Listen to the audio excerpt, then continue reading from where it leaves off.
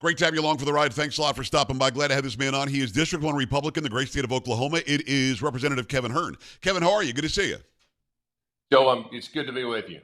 Yeah, it's a pleasure to have you. I want to get into the Chinese Communist Party in a minute because they're taking over, I believe, just about everything they possibly can from our country. We've got to put the brakes on that. But let's start with this ridiculous budget that just went through. I'm confused. My representative is Chip Roy. He's an big spending guy, yet he's confused. I keep on hearing about the power of the purse and the purse strings and the power of the purse, yet for some reason the House doesn't dig in and utilize that. Why is that, do you think? Well, certainly, Chip's a dear friend of mine, and he and I, very conservative, and he has been very vocal in this. I chair the Republican Study Committee. We've talked about this. We put out a budget that's totally fiscally responsible, balances, and here we are spending money that we don't have, $35 trillion in debt now. The American people are scratching their heads, and we continue to do this. And as Republicans, we've got to do better. If we can't control the spending as Republicans, we certainly are not going to get the Democrats to do it, and that's why we have debt where we're at. Nobody wants to be accountable. Well, listen, I don't want to drag Mike Johnson through the mud, so let's start with Kevin McCarthy. McCarthy decides, let's go on our recess, and recess isn't you guys going on vacation necessarily. You go back to your district. Your job is in the district, and I think you should do that more often. But he decides to go and not do anything budgetarily. And then Chuck Schumer takes the opportunity to pass some CR or something. The Senate should never start a budget conversation. It should always start where the money is. You guys control the money. Do you think that was a misstep like I think it was, that Kevin McCarthy didn't say, all right, Chuck, here's our budget. Have a nice day. We're going to go on recess. I feel like he could have done that. You're right. In fact, we had those conversations last year, the $1,471,000,000. I put out a letter saying we need to call the question on the vote. It passed. Then we had 4-vote margin, if you will, on the Republican side. We passed it with every single Republican voting for the $1,471,000,000,000. That's a lot of money. Yeah. But we passed it, and the only 4 that voted against it were Republicans on the Republican side, but they wanted even less spending. So essentially, we, in the tightest margins in U.S. history at the time, we got spending cuts. Well, then what happened was you should just walk away. Like you said, send it to the Senate, go get it done. Instead, we negotiated against ourselves and came back out with $170 billion more in spending. And none of us could figure that out all year long. And then we get and find that there's $70 billion in side deals and things like that, the things that just irk the American people. It doesn't make a lot of sense. By the way, it's District 1 Republican, great state of Oklahoma. It's Kevin Hern. I appreciate you coming on. What blows my mind as well is that Kevin McCarthy also got rolled by Joe Biden when it came to the debt ceiling. I'm confused by why somebody isn't digging in. If you shut down the government, whatever, shut it down for a little while, everybody gets paid retroactively anyway, and really dig your heels in. Are we ever going to see that happen? I mean, the majority is slimming now for the Republicans in the House. I don't feel like it's ever going to happen. Well, the thing it's always been for the Republicans, we're always fearful. And if you talk to people been around a long time, they say, well, shutting down the government doesn't work. And Republicans always get blamed. That's because we allow ourselves to get blamed, in my opinion, and Chip Roy's and many others. Put our budget out there, put our appropriation bills out there. We want to pass them, send them to the Senate, and then go home. Like you said, let Chuck Schumer and the Democrats stew on that for a little bit, and then let the American people see who's actually shutting it down. If the Republican House is not in D.C. and we have sent the bill to the Senate, it would be the Senate shutting it down, the Democrat Senate, not the Republican House. I think you nailed it. It's Representative Kevin Hern. And Kevin, I want to go from that to H.R. 2. H.R. 2 was passed a year ago now by you and others in the House of Representatives, and it sits on Chuck Schumer's desk. Yet for some reason, the Democrats and KJP and Joe Biden and the media can all pretend that you guys in the House are stopping any sort of border reform when, in fact, you guys put something out a year ago. But how can we make the messaging better from the Republican side? Because most Americans just now, for the first time ever, heard me even talk about H.R. 2, which would fix the border by basically putting Trump's policies into law. Well, Joe, it's going to take people like yourself to have big microphones to continue pushing the message, because we've been talking about this. To your point, we passed H.R. 2. We know that the border's been broken for years. It was broken under Pelosi, and President Trump had to do executive actions. Right. There's no question things had to be fixed. We pushed H.R. 2 out last year, fully Republican, pushed it to the Senate, and nothing has been done since May of last year on that. So for KJP and the president to say that Congress hasn't done anything is just an absolute falsehood. They should say that Chuck Schumer and the Democrats have done nothing in the Senate. I've been to the border multiple times. It is a travesty. We see it on TV. Joe Biden goes to the border in a safe neighborhood where there's nobody crossing. If you all remember, Kamala Harris was the border czar, did absolutely nothing but entice more people to come across the southern border. And now that it's an election time, they're all of a sudden getting religion on trying to fix the southern border.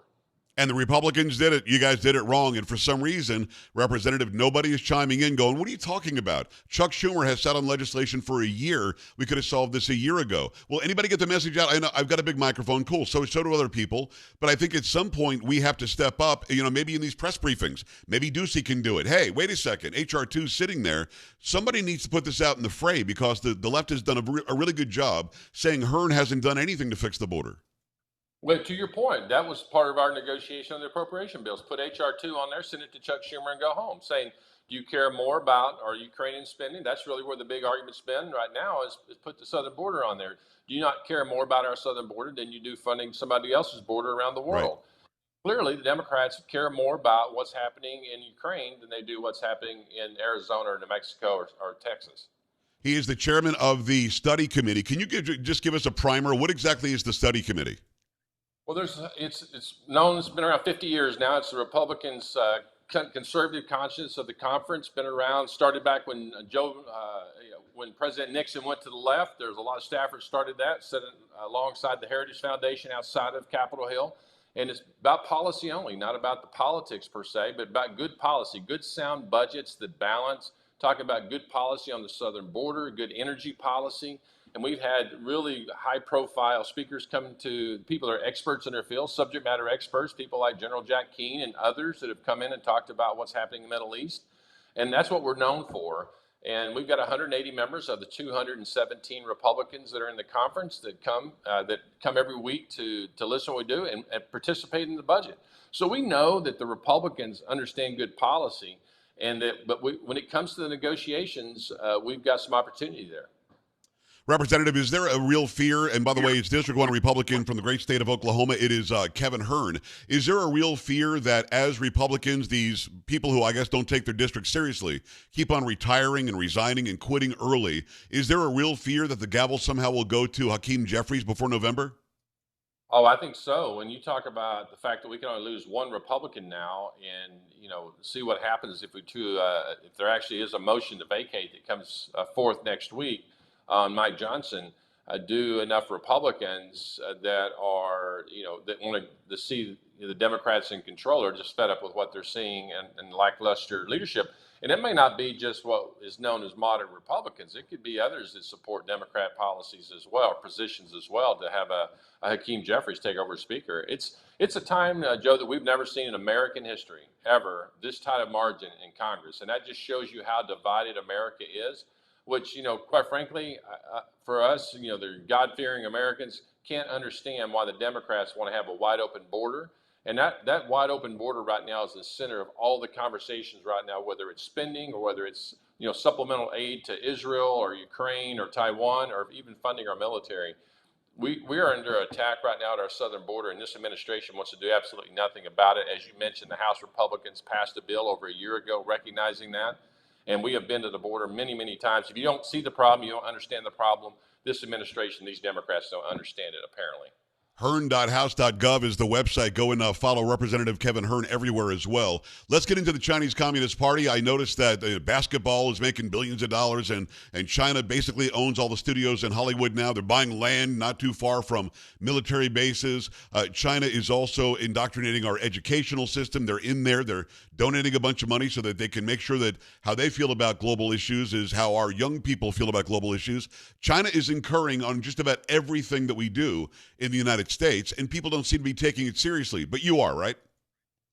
Well, I pushed out a combating China, communist China bill about 2 weeks ago now, and it's a comprehensive bill. It's about 370 pages long.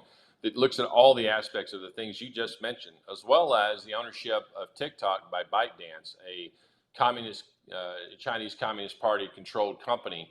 And if you think about it, Joe, if your two companies are warring with each other, or two countries in this case, are warring with each other, and you're trying to find information on the other, and you're in second place, wouldn't you love to have a data gathering machine like TikTok that's sitting there 175 million Americans participating throughout the day, and then take that data back and formulate a structure, interfere with our elections. That's the core of democracy, the core of freedom of the United States of America. It's what our soldiers go fight for around the world, is the freedom to vote.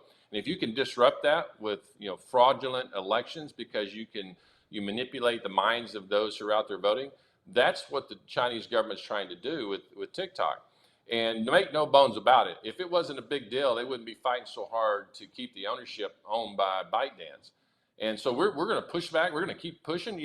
Ways and Means Committee I sit on, it came out, when you look at all the things that happen out there, to find these partisan issues and make them bipartisan, you look at energy and commerce, this TikTok bill came out 50-0, meaning Democrats supported right alongside Republicans to end that relationship of ByteDance owning TikTok. But what bothers me, though, Kevin, and this really does bother me to my core, is that Trump was close to having them divest. He was close to making this happen, close to making sure that it was not somebody who owned it in China. For those who don't understand, if you've got a company in China and you base it in China, that government has, by law, the right to get every bit of data and do anything they want with that data. So when this was about to happen with Trump, the Democrats were not on the side of getting rid of it. Had they been, it probably would have gotten done. It would have been divested. TikTok could still exist. It just wouldn't be owned there. Why the change now? Years ago, it was taken through the court system. The party as the commander-in-chief to do that unilaterally, which is why it came through Congress. And it wasn't easy, by the way. But right. When everything exposed to the various classified briefings, the briefings that were given forth, because as you know, this has been going on for a while. Again, 50-0. In this day and age, where everything is so split, to have that kind of a bipartisan support to separate that ownership just tells you how dangerous TikTok is and what China's trying to do to infiltrate, and get data on American people and what we do in our everyday walks of life, whether it's through EVs, which are probably the biggest data gathering device that could ever been invented. Going around the country, whether it's the cranes in the ports that have been found to have cellular data gathering devices on them, whether it's having people cross the southern border from China, halfway around the world, coming through the southern border, being reported, and whether it's using TikTok to be able to coordinate pickups of illegal Chinese aliens coming across the southern border, as reported by the Customs and Border Protection agents directly to me. So I have no qualms. There's nothing anybody's going to do to convince me that we shouldn't make those guys divest of TikTok in the United States, because it is dangerous for us and the sovereignty of our nation. And I think people just have to realize that that's what China does. If it, again, is based in China, they have every right to go in and get all the data. It's Kevin Hern. He's their U.S. Representative, District 1 Republican, great state of Oklahoma. We've talked a lot about the border. I'm not far from the border. I'm in the San Antonio area. And as we watch what's going on at the border, there are a bunch of lies that are happening that somehow Trump broke it, this is the Republicans' fault and all that. But let's get into the reality of it. The reality is you've probably got 10 to 15 million illegal aliens here now. I interviewed President Trump a couple of weeks ago. He says, yes, we can start getting rid of them. What mechanism do you see Congress can put in place, or maybe another president could put in place, to get rid of those who have come here illegally and make them do it legally? Well, certainly right now we know that we've got to find why they're coming here, and we know why they're coming here because the border's wide open. But if you look at what President Trump did, they remain in Mexico. I've had Chad Wolf, Kevin McAleenan, just so many different people. Tom Holman just 2 weeks ago at the Republican Committee luncheon. Remain in Mexico alone will stop 75% of the border crossings. That alone. And when you hear, what President Trump told AMLO, the president of Mexico, when he said he needed $10 billion, basically a ransom, holding us hostage on stopping people from coming through Mexico, and $20 billion if we want to stop it from coming from Haiti. I mean, this tells you what we're dealing with on the southern border with Mexico. They are complicit in what's happening. The millions of people crossing the southern border, up to 10 million since Joe Biden's been in office. We've got a neighbor on the south side of our border that is the problem, that's letting these folks come through. And we've got to do what President Trump said. He said, I will cut off aid. I will cut off any help and assistance we can give Mexico and what they're doing. And President Biden's doing absolutely nothing. Absolutely nothing. I mean, quite literally, there were demands that were made, and you're right, $20 billion, and you can't let any of them who are already in America come back. In fact, you should get them on a path to citizenship. And this president of Mexico thought that he had a leg to stand on. And you're right, what Trump would do, he would say, how much did we send you? Well, just stop that. Oh, how much do we tariff you and tax you? We'll tax all your goods. I mean, he played the game like a businessman. Why do you think Biden isn't doing that? Why do you think he wants these people here? Is it as simple as he thinks they'll vote for him or his side? Well, that's really the $64,000 question, because what's interesting is the more people he lets across illegally and doing it the wrong way, the more the people that came here the right way are supporting President Trump, that are, can't stand what's going on. I talk to immigrants all the time. They say, I can't believe what's happened. These are Democrats that are telling us that, saying that I came here, I waited 10 years, I waited 12 years. It was worth the wait to become a free American. And yet this president is allowing people to walk across, or giving them an airplane ticket and fly them directly to New York, giving them checks each week, giving them a place to live. Either they're envious or mad. I don't know which it is, but it seems like right now they're very angry. And when we look at the polling numbers, more and more, Hispanics are supporting President Trump. It is Representative Kevin Hern from Oklahoma. One last question. What are the chances of your bill, the Countering Communist China Act, will be passed by the House? It hasn't been brought up for a vote yet, right? It has not, but what's underlying to all of that is, things like you mentioned, the border. It's, until the border crossings are curtailed by 98%, it's going and sanctioning individual Chinese business people and also their companies. It's going after the issues with cranes and ports. It's looking at, putting curtailments on trade. It's looking at removing the permanent normal trade relationships with China and resetting tariffs like President Trump did. Most people don't know this with China, that the one thing that Joe Biden did not do is undo what President Trump did against China. He knew, Biden did, he was smart in that area, that he knew that President Trump was the first president in U.S. history in the relationship with China that had the courage to stand up against China. And Joe Biden, either they don't know what to do differently, or just say this is, is about as good as it's going to get. And we've got to keep supporting President Trump in his reelection process here, because he's the only person that's going to have the courage to stand up to some of these nations. That's why you're seeing wars all over the world. There's no fear anymore of the United States. Yeah. Chairman of the Republican Study Committee, it's hern.house.gov. Representative Kevin Hern, District 1 Republican, great state of Oklahoma. Nice to meet you. I'm glad you came on today. Let's do this again soon, okay? Sounds great. Thanks, Pags. Appreciate it. Thank you, sir. All right. We're back after this. Stay right here.